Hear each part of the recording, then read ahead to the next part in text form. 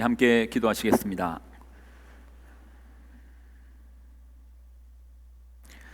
전능하신 하나님, 영원하신 하나님, 모든 시, 공간, 우리의 호흡, 우리의 걸음, 그 수를 세시며 인도하시는 하나님, 그 놀라우신 하나님을 오늘 예배 가운데 만나기를 소망합니다. 소원합니다. 부족한 우리일진데 주님, 은혜를 내려주사 주님을 만나게 하여 주옵소서. 영광을 드립니다. 감사드립니다. 예수님의 이름으로 간절히 기도드리옵나이다. 아멘.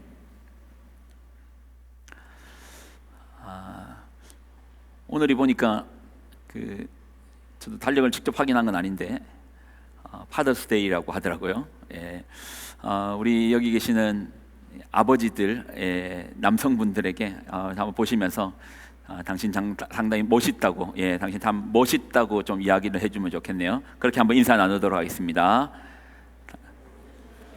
예, 예, 예, 예,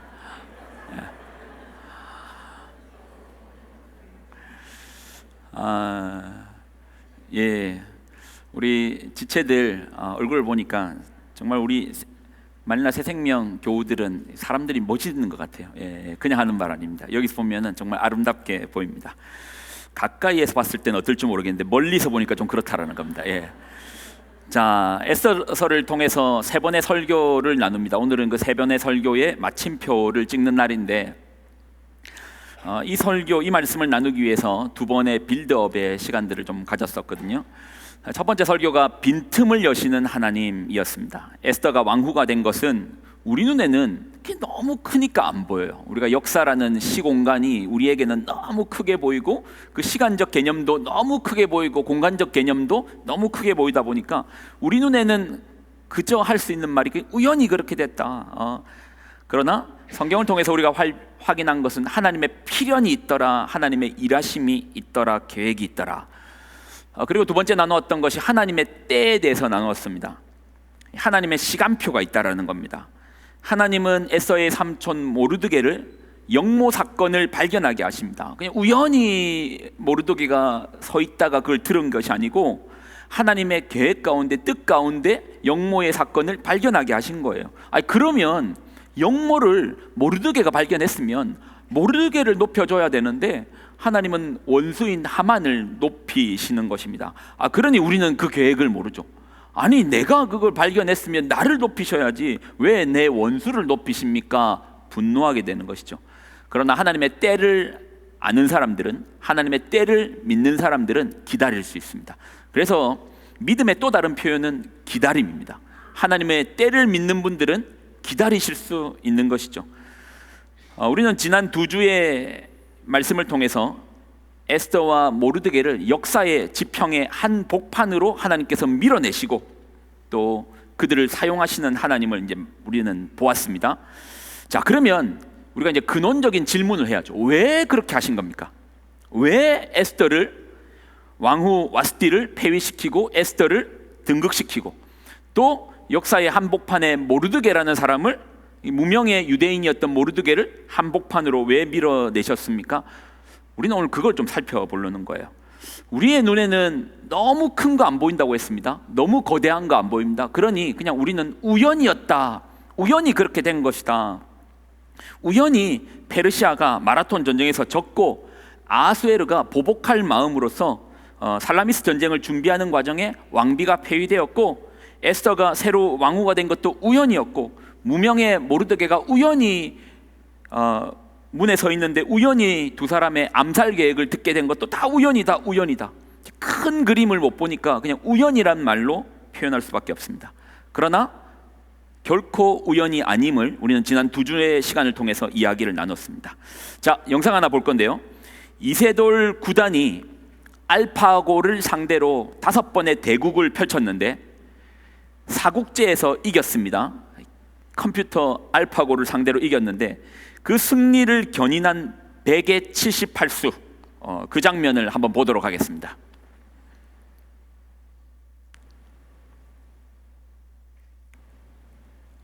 소리가 안 나오네요. 예. the equation because now black cannot escape. That would be so cool if that works. Well, That was a sharp drop in physics. that's the sharpest drop in win rate we've seen. There's a steal in there. What probability does it give it as white? Like 0.007% of everything. Is that in the position that he played? That's when he played it. I see. So we thought this was the one in And St. also like Yeah. the value is really low. And So the God move was literally a God move because Yeah. we believe that only 1 in 10,000 humans would have found that move. That's right. It doesn't come to mind as the top 5 in the top 5 moves that he would consider. Unless at least he said it was the only move. And he thought it was the only one. Yeah, remarkable, isn't it? 자, 저도 사실 바둑을 잘 모르거든요. 그래서 그 장면을 여러 번 보고 또 보고 해설을 듣고 봐도 사실 그게 왜 신의 한 수인지는 잘 모르겠더라고요. 그런데 이 한 수를 두기 전에 이세돌의 승률이 0.007%였대요. 그 판에서 이길 확률이 0.007%죠. 1%도 되지 않는 겁니다. 패배하는 겁니다. 그런데 신의 한 수라 불리는 100의 78수를 딱 두는 순간 게임이 역전되어 버립니다. 승률이 바뀌어 버립니다. 바둑 기사들이 몇 수 앞을 내다보는 이걸 수싸움이라고 하더라고요. 제가 여기에다 두면 상대는 여기에 둘 것 같고, 상대가 여기에 뒀을 때 나는 여기에 둬야 되고, 또 여기에 만약에 둔다면 나는 여기에 둘 것이고, 또 여기에 둔다면 여기에 둬서 그 판을 나의 유리한 쪽으로 끌어내는 그 싸움이 수싸움인 거예요. 직접 두는 게 아니고 머릿속에서 일어나는 수싸움입니다. 내가 여기에 두면 상대는 어디에 둘까까지, 상대의 마음까지, 또 상대의 패턴까지, 상대가 보통 잘하는 방식까지, 습관까지 이해할 때 그 수싸움에서 이길 수 있는 것이죠. 저 같은 초보자의 눈에는 앞만 봐도 모르겠더라고요. 그런데 하나님은 인생이라는 판에 전쟁들을 일으키시기도 하고, 또 왕을 등판시키기도 하고 퇴출시키기도 하고, 에스더와 모르드게를 등장시켜 수를 놓으시는 거예요.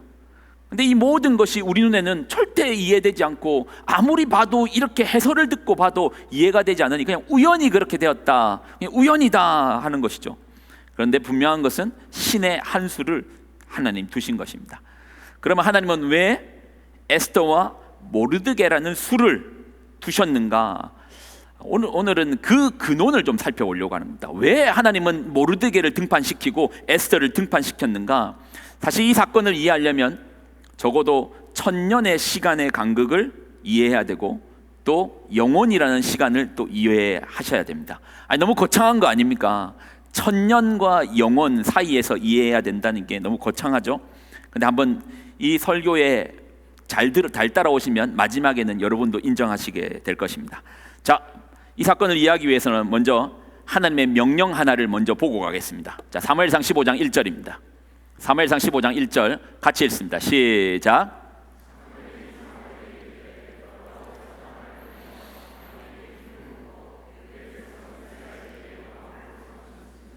이제 왕은 여호와의 말씀을 들으소서. 지금 하나님께서 사울에게 명령을 내리는 거예요. 사무엘을 통해서 명령을 내리는데, 여러분은 지금 이제부터 2절과 3절을 읽을 때 여러분이 이 명령을 받았을 때의 입장에서 나는 이 명령을 받았을 때 어떻게 행동할 것인가 라는 생각을 가지고 2절을 3절을 같이 읽습니다. 자, 2절 먼저 읽습니다. 시작. 아말렉이 이스라엘에게 행한 일, 곧 애굽에서 나올 때에 길에서 대적한 일로 내가 그들을 벌하. 하나님 말씀하십니다. 이때로부터 한 400년에서 500년 전, 그러니까 사무엘 시대로부터 한 500년 전에 모세 시대 때 아말렉이 이스라엘을 쳤습니다. 출애굽하고 나오는 사람들의 뒷공무니를 친 거예요. 이 사건을 하나님께서는 기억하시고, 너희 나라가 부강해지면 그때는 아말렉을 멸하라는 명령을 하셨거든요. 자, 이제 실제적인 명령입니다. 자, 15장 3절입니다. 3절 잘 읽어보시고 여러분이라면 어떻게 하실지를 생각하셔야 돼요. 자, 같이 읽습니다. 시작.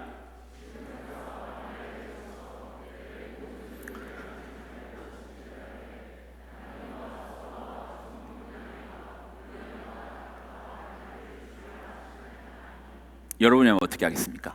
아말렉을 뭐하라? 진멸하라, 전멸하라.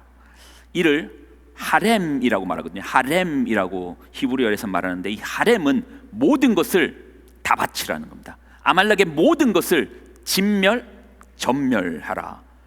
모든 소유, 남녀, 소아, 젖먹는 아이, 말 못하는 우양, 낙타, 나귀. 여러분이라면 이 명령을 받았습니다. 하시겠습니까? 따르실 수 있겠습니까? 제가 대학생 때 인터넷이 대중화되는 기점 중에 제가 대학생이 되었습니다. 초창기에 이제 그거 사용하신 분도 있을 건데, 뭐 다음 카페 만들고 다음 아이디 만들고 그랬잖아요. 인터넷 문화 중에 아고라라는 게 있었습니다. 아고라가 이제 토론장이었는데, 여러 주제 중에 왜 그랬는지 모르겠는데 여러 주제를 가지고 사람들이 토론을 나누었는데, 그 중에 한 큰 틀이 안티 기독교에 관련돼서 토론이 활발히 일어났습니다. 그리고 나온 말이, 죄송합니다, 미리 제가 양해를 구하고 말합니다. 그리고 나온 말이 개독교라는 말이 그때부터 시작되었다고 합니다. 억압의 1980년 그리고 1990년을 보내고 익명성이 보장되는 인터넷이라는 자유 공간에서 기독교가 개독교로 이제 전락되었습니다. 당시 그런 아고라판에 저도 전투적 자세로 키보드를 두드렸습니다. 예, 기독교를 개독교라 부르는 자들을 대항하여 자판을 두드렸습니다.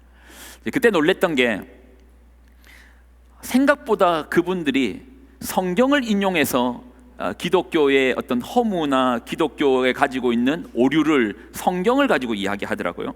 저는 기독교의 선기능, 선교사들이 세운 학교, 병원, 여성 인권의 해방 같은 역사적 사실을 근거로 이야기했는데, 정작 그들은 성경 구절로 기독교의 허상을 지적하였습니다. 그때 안티 기독교인이 제시한 성경 구절이 지금도 기억납니다. 지금도 기억나는 게, 활발히 토론을 하는데 안티 기독교인이 사랑의 하나님에 대한 허구성이라고 하며 사무엘상 15장 우리가 방금 읽었던 1절과 3절을 캡처해서 보여주더라고요. 어떻게 죄 없는 유아, 거기에 말 못하는 아무런 인간의 그것과 상관없는 동물까지 전멸시키라. 그리고 어떻게 하나님은 사랑이라고 말할 수 있는가? 15장 1절과 3절을 읽은 이후에 저는 자판을 한 글자도 두들길 수 없었습니다. 완패였습니다. 찍소리도 못하고 패배 선언했습니다. 여러분이라면 뭐라고 하시겠습니까? 여러분이라면 어떤 말을 그 앞에서 이야기하겠습니까? 도대체 아말렉이란 민족이 뭘 그리 잘못했길래 사랑을 외치시는 하나님께서 전쟁을 해라 정도가 아니고 전멸, 진멸에 대한 이야기를 하십니까? 아말렉과 이스라엘의 만남은 모세 시대까지 올라가야 됐죠. 자, 신명기 25장 말씀 한번 볼게요. 신명기 25장. 자, 17절 여러분 같이 읽습니다. 시작.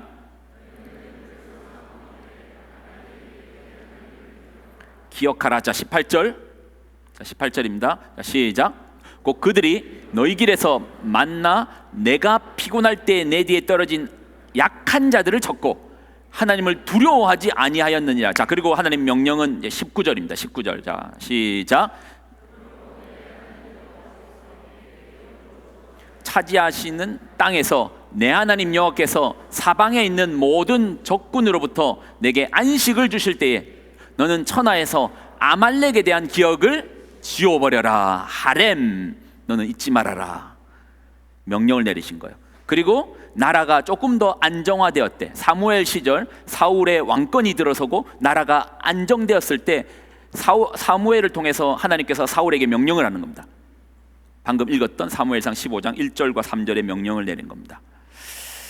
도대체 아말렉이라는 인물들이 뭘 그래 잘못했길래 전쟁 한번 했다고 하나님께서 천하에서 아말렉이라는 사람을 지워버려라.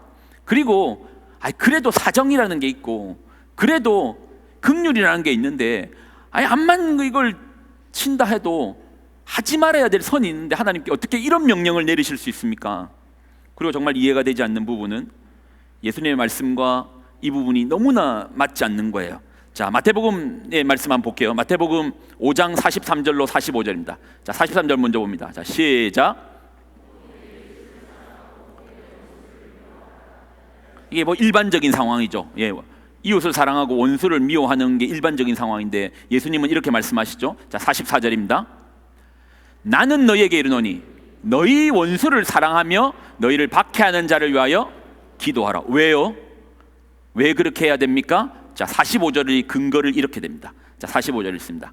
자, 45절 시작. 이같이 한즉 하늘에 계신 너희 아버지의 아들이 되리니 이는 하나님이 그 해를 악인과 선인에게 비추시며 비를 의로운 자와 불의한 자에게 내려 주심이라. 하나님은 악인도 사랑하시고 그들에게도 해를 비춰주시고 비를 내리시는 사랑의 하나님이시니 너희가 미워하는 그 원수도 하나님 사랑하는 자들이니 너희는 용서해주고 그들을 위하여 기도해라. 아니, 여기에서는 사랑의 하나님, 한이 없는 사랑에 대해서 이야기하시는데 왜 아말렉에 대해서는 이처럼 무자비, 자비가 조금도 보이지 않는 무자비함, 앞뒤가 너무 다르신 거 아닙니까? 너무 다르신 거 아닙니까? 그래서 저는 이 말씀으로 안티기독교인들이 제시했을 때 사무엘상 15장 1절과 3절을 읽었을 때 성경에 그런 게 있는지도 몰랐어요. 네. 할 말이 없더라고요. 그런데요, 여러분, 우리의 판단은요, 우리가 뭔가를 판단할 때, 그러니까 이 상황도 판단되어야 될 건데 우리의 판단의 근거는 언제나 지나온 시간이 전부예요. 지나온 시간이 전부입니다. 여러분이 뭔가 판단할 때 이렇게 판단하죠. 너 예전에 나한테 함부로 했지, 너 예전에 나한테 괴롭혔지, 너 예전에 나한테 했던 거 나 지금 똑똑히 기억하고 있어. 그러니 너 좀 고생해봐. 근데 이렇게 말하는 사람이 없습니다. 너 딱 보니까 10년 후에 내 괴롭힐 것 같다. 너 딱 보니까 10년 후에 나한테 어려움 줄 것 같다. 그러니까 오늘부터 나 너 괴롭힐 거다. 이렇게 말하는 사람은 없어요.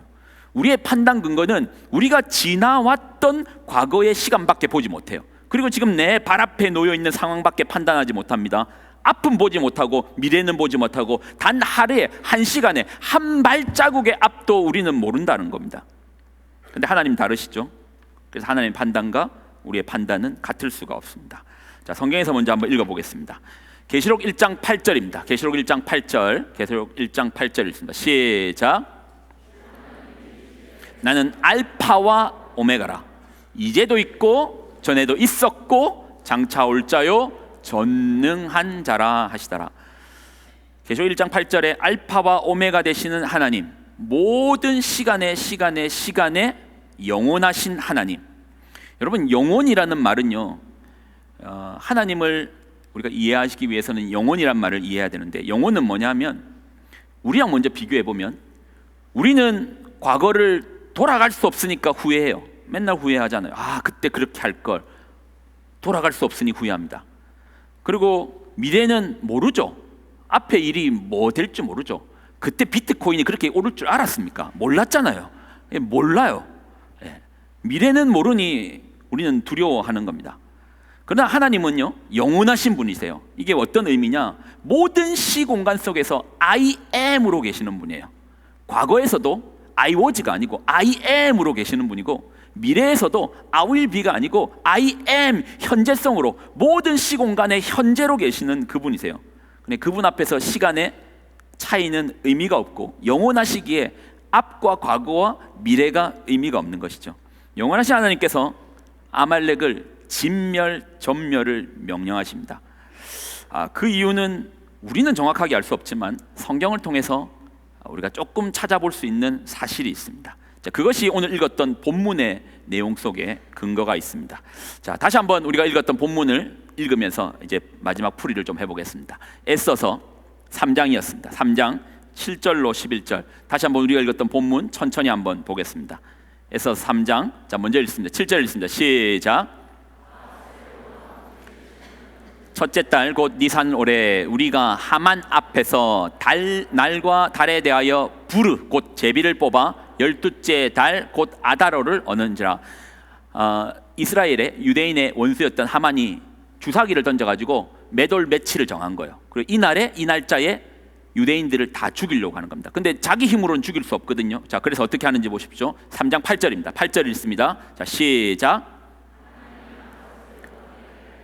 한 민족이 왕의 나라 각 지방 백성 중에 흩어져 거하는데 그 법률이 만민의 것과 달라서 왕의 법률을 지키지 아니하오니 용납하는 것이 왕에게 무익한, 누구에 대해서 말하는 거죠? 유대인들을 하만이 고발하는 겁니다. 한민족이 왕의 법을 따르지 않습니다. 그러니 멸해야 됩니다. 자, 3장 9절도 있습니다. 9절. 자, 시작.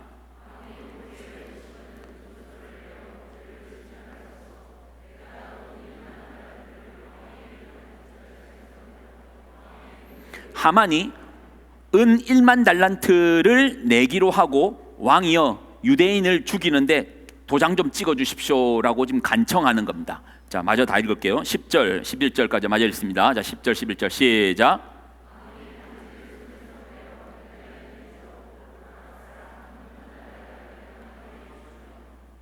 자, 11절 마저 읽을게요. 11절.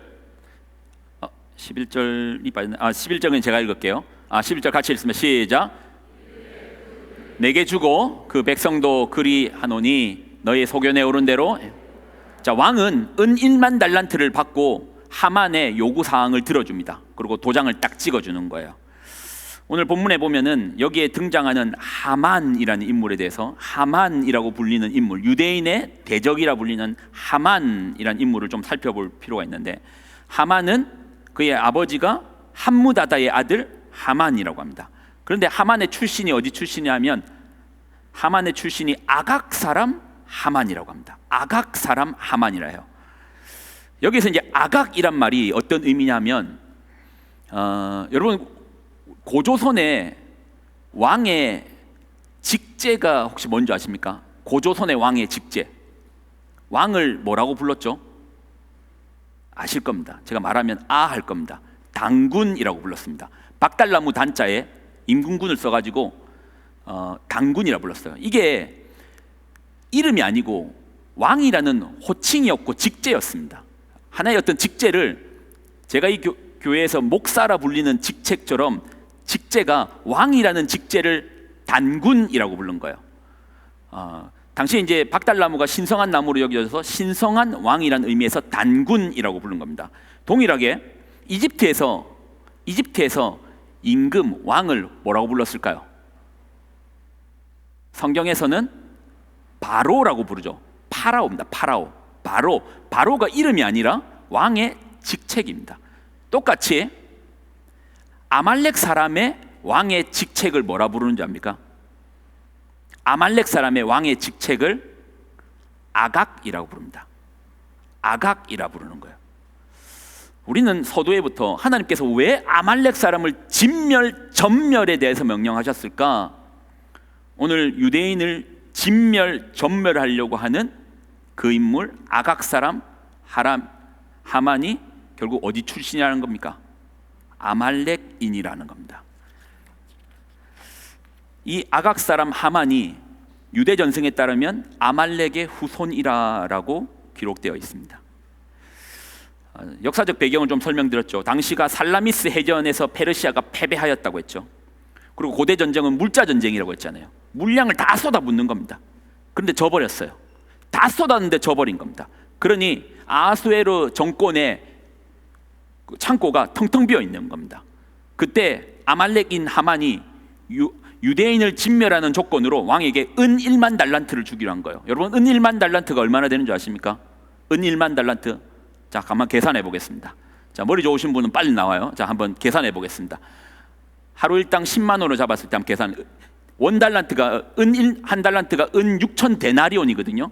그리고 데나리온은 노동자의 하루 품삯이고 1만 달란트라니까 자, 얼마입니까? 우리 재정부장님, 예, 재정위원장님, 자, 우리 재정을 맡고 계시는데 얼마입니까? 1만 달란트. 자, 어떻게 계산 좀 나왔습니까? 자, 은 1만 달란트는 6조예요. 6조. 하루 일당 10만 원으로 잡으면 6조입니다. 6조. 아말렉인 하만이 6조를 내고 지금 왕궁 궁실은 텅텅 비어 있습니다. 돈이 없는 상황인 거예요. 내가 6조 낼 테니까 유대인 좀 전멸시켜 주십시오. 진멸시켜 주십시오. 처음 질문으로 돌아가겠습니다. 하나님의 수일기는 우리의 수와 다릅니다. 우리는 과거밖에 보지 못해요. 지나왔던 시간을 가지고 판단할 수밖에 없습니다. 그러나 하나님의 수일기는 마치 바둑 전문 프로기사가 그 한 수 한 수 앞을 보는 것처럼 하나님은 천년, 이 사건이 모세 시절로부터 1000년 뒤의 사건이거든요. 1000년 앞을 내다보시는 하나님께서 아말렉인에 의해서 유대인이 전멸될 수 있으니 뿌리를 뽑아라. 그래도 우리 마음에는 뭔가 찜찜함은 있어요. 아니 그렇다 할지라도 1000년 후에 이런 일이 있는다 할지라도 전멸이란 명령 앞에 어떻게 우리가 반응할 수 있지? 그런데요, 이 본문을 조금만 더 생각해 보십시오. 사실 아말렉인에 의해서 전멸될 뻔한 인물들은 몇 명 더 있습니다. 그 중에 또 누가 속해져 있냐면 다윗이 있습니다. 저희는 성경 구절을 다 찾지 않았는데 다윗이 아말렉에 의해서 죽을 뻔했습니다. 그리고 오늘 본문에 유대인들이 전멸할 뻔했습니다. 아니 그렇다고 아말렉을 미리 하나님 제거해라는 말이 어떻게 우리가 그걸 따를 수 있습니까? 그 명령 앞에 어떻게 순종할 수 있습니까? 사실 순종하지 못했습니다. 사울도 그 명령 앞에 그렇게 하지 못했어요. 아마 우리도 그렇게 못할 가능성이 거진 대부분일 겁니다. 그 폭을 이해할 수 없으니. 그런데요, 제가 이 설교를 1000년이라는 시간과 영원 속에서 생각해야 한다 했잖아요. 근데 한번 생각해봐요. 아말렉인에 의해서 다윗이 죽었고 아말렉인에 의해서 유대인들이 전멸했다면 결국 누가 오시는 길이 끊어지는 거죠. 누가 오시는 길이 끊어지는 겁니까? 예수님이 오시는 길이 끊어지는 겁니다. 성경의 마지막 계시록을 보면 사단은 끊임없이 여인의 후손, 우리의 구원자가 오시는 길을 끊으려고 했고 막으려고 했고 못하게 하려고 했습니다. 우리의 영혼의 문제를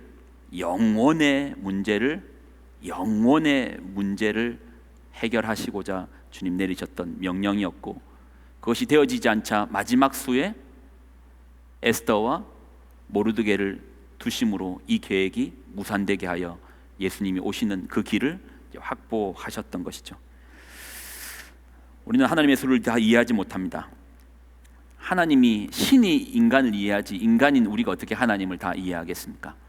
그렇지만 우리는 믿음으로 볼 수 있다고 했습니다. 믿음으로 볼 수 있습니다. 나보다 나를 더 사랑하시는 하나님을 믿고 그분이 여전히 신실하시기에 이번 에스더서를 3주간 저도 여러분 설교를 들으셨지만 저는 또 얼마나 많이 이걸 묵상했겠습니까?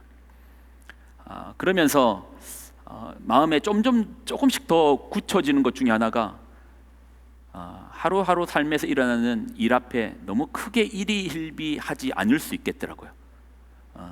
요즘 힘드신 분도 많고 어려우신 분도 많고 어려운 뉴스도 많고 낭망하는 상황들도 많습니다. 그렇다 할지라도 너무 깊은 마치 이 땅이 다 무너질 것 같은 절망할 필요도 없고 오늘 하루 뭔가 잘 됐다고 해서 이것이 마치 천하를 다 얻었는 것 같은 그런 기쁨으로 할 필요도 없겠더라고요. 결국 우리의 인생을 누가 붙들고 계시죠? 신실하신 하나님, 사랑이신 하나님께서 우리를 붙들고 가십니다. 여러분들 그 하나님을 부여잡고 믿음으로 이 땅을 살아내시기를 예수님의 이름으로 부탁을 드립니다. 아멘이십니까? 전쟁의 소식도 있고 여러 복잡 다양한 소식들이 있지만 우리의 모든 시선들이 주님께 고정되기를 소망합니다. 우리 찬양으로서 주 앞에 고백하고 마무리 짓겠습니다.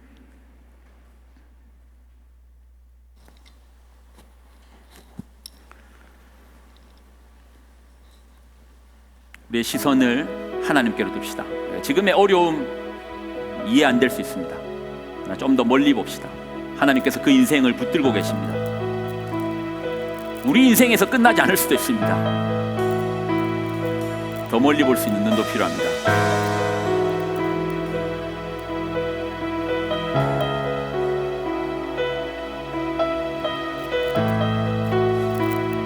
내게로부터 눈을 들어 내게로부터 눈을 들어 주를 보기 시작할 때 주의 일을 보겠네. 주의 일을 보겠네. 내 작은 마음 돌이키사 내 작은 마음 돌이키사 하늘의 꿈 꾸게 하시네. 꿈 꾸게 언제요? 하네. 주님을 볼 때입니다. 주님을 볼 때 모든 시선을 주님께 드리고 살아계신 하나님 살아계신 하나님을 느낄 우리의 삶의 장은 주님의 역사가 될 것입니다. 내 삶은 주의 역사가 되고 하나님이 일하기 시작하네.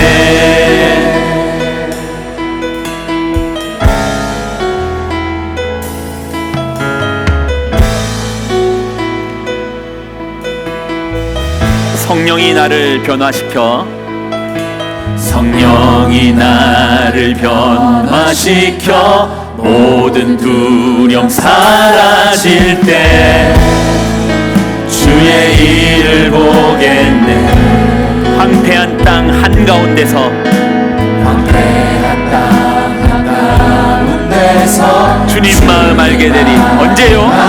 주님을 볼 때 우리 모든 시선을 주께로 모든 시선을 주님께 드리고 살아계신 하나님을 느낄 때 내 삶은 주의 나라가 되고 하나님이 일하기 시작. 모든 시선을 주님께 드리고 전능하신 하나님을 느낄 때 전능하신 하나님을 느낄 때 세상은 주의 나라가 되고 세상은 주의 나라가 되고 하나님이 일하기 시작하네.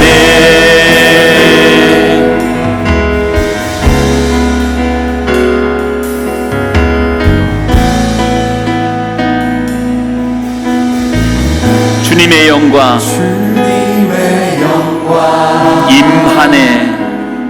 임하네 주 볼 때 주님의 영광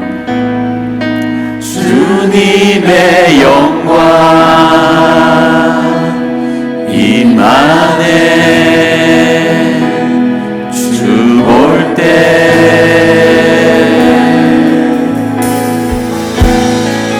주님의 영광 임하네 주 볼 때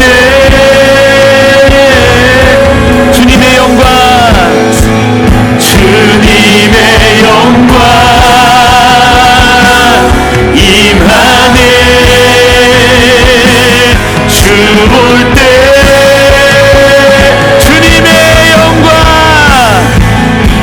주님의 영광 임하네 주 볼 때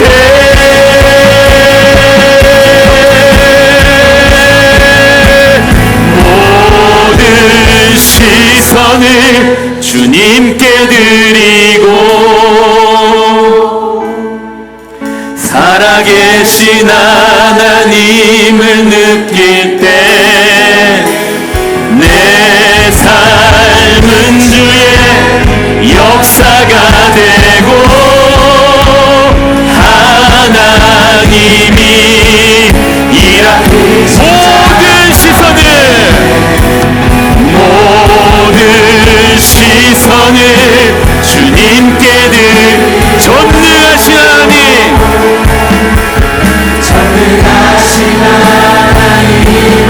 세상은 주의 나라가 되고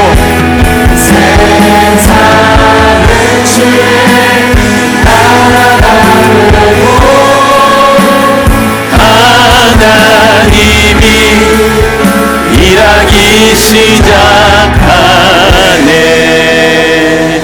모든 시선을 주님께 드리고 살아계신 하나님을 느낄 때 내 삶은 주의 역사가 되고 하나님이 일하기 시작하네.